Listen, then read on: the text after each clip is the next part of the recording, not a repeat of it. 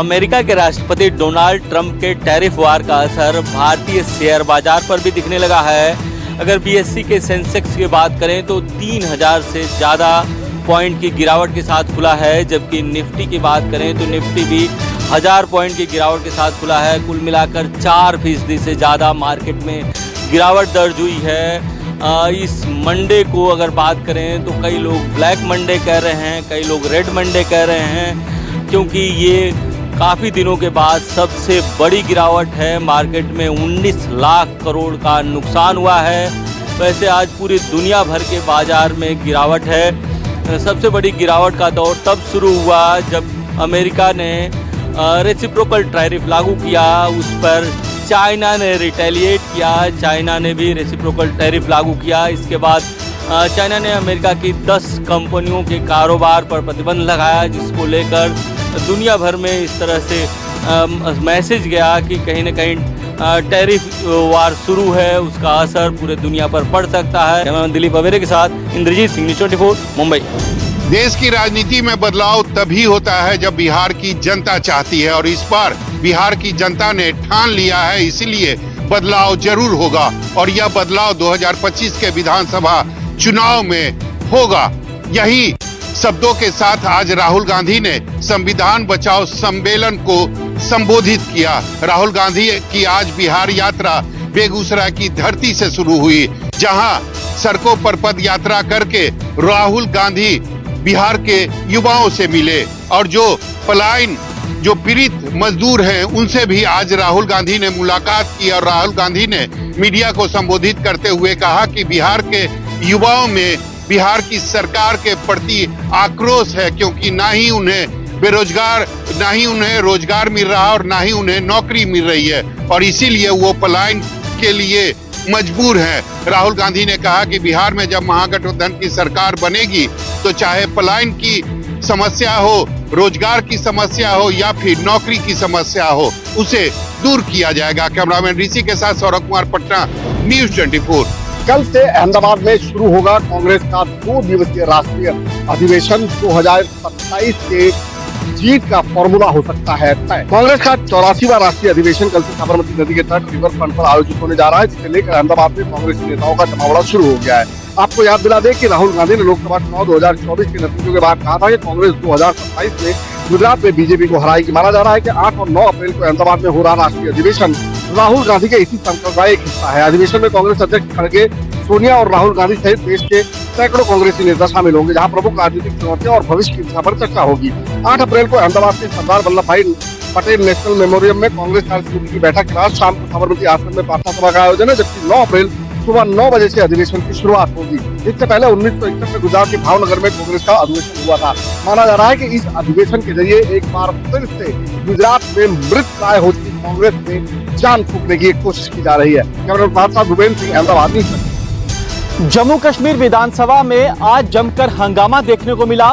हंगामा उस वक्त हुआ जब नेशनल कॉन्फ्रेंस के विधायक की ओर से वक्फ अमेंडमेंट बिल के स्थगन प्रस्ताव को पेश किया गया। स्पीकर ने इस स्थगन प्रस्ताव को खारिज कर दिया। उन्होंने कहा कि क्योंकि मामला सुप्रीम कोर्ट में विचाराधीन है, ऐसे में इस प्रस्ताव का कोई औचित्य नहीं बनता। आपको बता दें कि नेशनल कॉन्फ्रेंस के विधायकों की ओर से विधानसभा में वक्फ अमेंडमेंट बिल को लेकर स्थगन प्रस्ताव पेश किया गया था। चर्चा की मांग कर रहे थे। जैसे ही इस प्रस्ताव को नेशनल कॉन्फ्रेंस के विधायकों की ओर से पेश किया गया, बीजेपी के विधायकों ने जमकर हंगामा किया। बीजेपी के विधायकों ने कहा कि सरकार के पास कोई मुद्दा नहीं है, इसीलिए इन्होंने जानबूझकर वक्फ अमेंडमेंट बिल को लेकर यह प्रस्ताव लाया है। आपको बता दें कि लोकसभा में, राज्यसभा में वक्फ अमेंडमेंट बिल पास हो चुका है, राष्ट्रपति के हस्ताक्षर हो चुके हैं। अब ये बिल कानून की शक्ल ले चुका है, लेकिन इसको लेकर हमने देखा था कि देश के कई हिस्सों में विरोध प्रदर्शन हुए। कैमरामैन ओंकार के साथ पंकज शर्मा, न्यूज़ 24 जम्मू। केंद्रीय गृह मंत्री अमित शाह जम्मू कश्मीर के 3 दिवसीय दौरे पर पहुंचे हैं। बीते कल अमित शाह जम्मू पहुंचे थे। जम्मू एयरपोर्ट पहुंचने के बाद वो सीधा राजभवन गए, वहां से बीजेपी के कार्यालय में पहुंचे। बीजेपी के विधायकों के साथ बैठक की, नेताओं के साथ बैठक की और केंद्र सरकार की जन कल्याणकारी योजनाएं जो हैं उन्हें घर घर तक पहुंचाने को लेकर नेताओं को, विधायकों को कहा गया और साथ ही बीजेपी को जम्मू कश्मीर में और ज्यादा मजबूत करने को लेकर भी रणनीति बनाई गई। आज केंद्रीय गृह मंत्री अमित शाह के दौरे का दूसरा दिन है। अमित शाह आज पहुंचे भारत पाकिस्तान अंतर्राष्ट्रीय सीमा के हीरानगर सेक्टर में। वहां पर बीओपी विनय पोस्ट में गए, जवानों का मनोबल बढ़ाया और दुश्मन यानी पाकिस्तान को मुंहतोड़ जवाब देने की हमारी तैयारी कैसी है, इसको लेकर पूरा जांचा गया। और जो ऑफिसर ग्राउंड पे मौजूद थे, उन्होंने केंद्रीय गृह मंत्री को पूरा ब्रीफ किया। उनके साथ बीएसएफ के डीजी, जम्मू कश्मीर पुलिस के डीजी भी मौजूद थे। केंद्रीय मंत्री डॉक्टर जितेंद्र सिंह भी उनके साथ मौजूद थे। आपको बता दें कि उसके बाद अमित शाह जो जम्मू कश्मीर में आतंकी हमले में 4 जवान पुलिस के शहीद हुए हैं, उनके परिजनों से मुलाकात की और उनके परिजनों को नियुक्ति पत्र सौंपे। कैमरामैन ओंकार के साथ Pankaj Sharma, news 24 Hiranagar sector. Samajwadi party ने आज अपने सांसद रामजी लाल सुमन पर हमले की आशंका जाहिर करते हुए आरोप लगाया कि अगर रामजी लाल सुमन के साथ कोई घटना होती है तो इसके जिम्मेदार सीधे तौर पर यूपी के सीएम होंगे। समाजवादी पार्टी के मुखिया अखिलेश यादव ने आज फिर रामजी लाल सुमन के मुद्दे पर योगी सरकार को घेरा। एक प्रेस कॉन्फ्रेंस में अखिलेश यादव ने कहा कि अगर रामजी लाल सुमन के साथ कोई घटना घटित होती है तो उसके जिम्मेदार सीधे तौर पर मुख्यमंत्री योगी आदित्यनाथ होंगे, क्योंकि जिस संगठन की तरफ से ये कृत्य किया जा रहा है वो एक जाति विशेष का संगठन है और मुख्यमंत्री का संरक्षण उस संगठन को प्राप्त है। राणा सांगा पर दिए गए बयान के बाद से ही रामजी लाल सुमन करणी सेना के निशाने पर आ गए हैं। पहले भी उनके घर पर तोड़फोड़ हो चुकी है, जिसको लेकर बड़ा सियासी बवाल हो चुका है। समाजवादी पार्टी पहले भी रामजी लाल सुमन के घर हुए हमले को दलित स्वाभिमान से जोड़कर उत्तर प्रदेश की बीजेपी सरकार की घेराबंदी कर चुकी है। कैमरा पर्सन मिंटू सिंह के साथ मानस श्रीवास्तव, लखनऊ, न्यूज़ 24।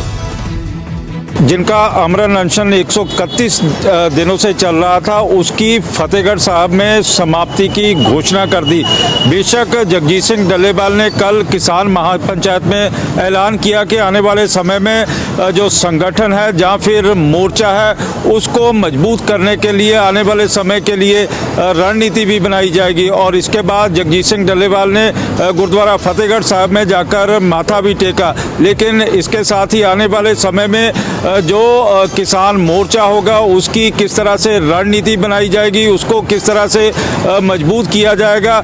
और वहीं पर जगजीत सिंह डल्लेवाल ने कहा कि उनकी जो मांगे थी उसके ऊपर अभी भी कायम है, चाहे वो एमएसपी की मांग थी या फिर दूसरी अन्य मांगे थी। लेकिन इसी के चलते ही देश के कृषि मंत्री शिवराज सिंह चौहान ने भी उनको अपना अमरन अनशन समाप्त करने के लिए कहा था और ऐसा ही राज्य मंत्री रवनीत सिंह बिट्टू द्वारा भी कहा गया था। लेकिन वहीं पर जगजीत सिंह डल्लेवाल ने बेशक अपना अमरन अनशन खत्म कर दिया है, लेकिन उनकी तबीयत एक बार फिर से बिगड़ गई और यही कारण था कि कल रात को उनको खन्ना के खन्ना नर्सिंग होम में फिर से भर्ती करवाया गया है। कैमरामैन गंभीर सिंह राणा के साथ विशाल इंग्लिश, न्यूज़ 24 चंडीगढ़।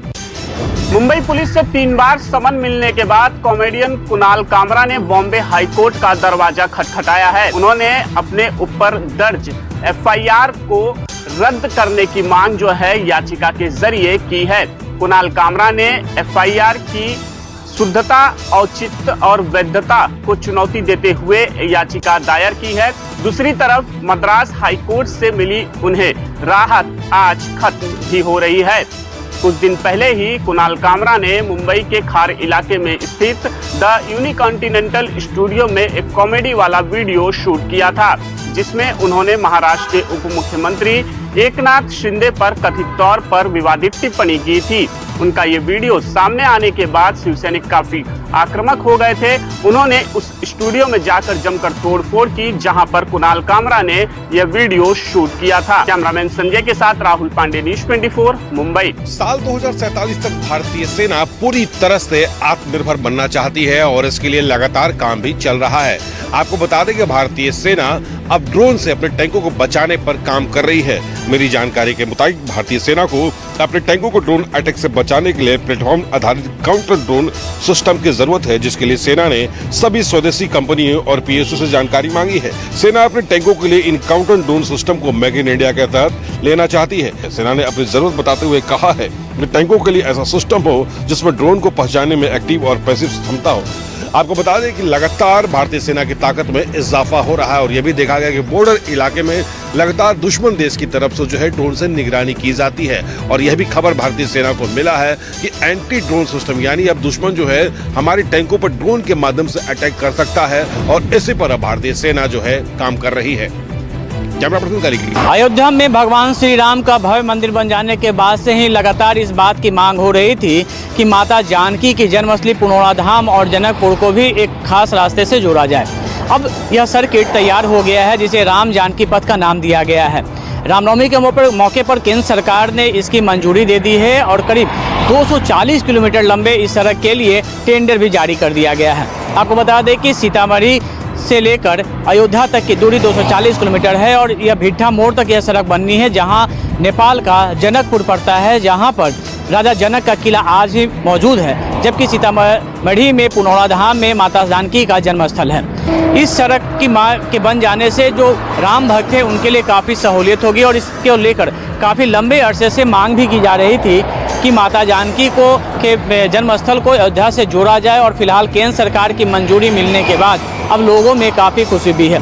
आपको बता दें कि सीतामढ़ी के पुनौरा धाम में ही माता जानकी का जन्मस्थल है और जहां एक भव्य मंदिर बनाने की भी तैयारी शुरू हो चुकी है, जिसके लिए राज्य सरकार ने बड़ी राशि दी है और केंद्र सरकार ने भी कहा है कि वो रामायण सर्किट के तहत इस इलाके का पूरा विकास करेगी।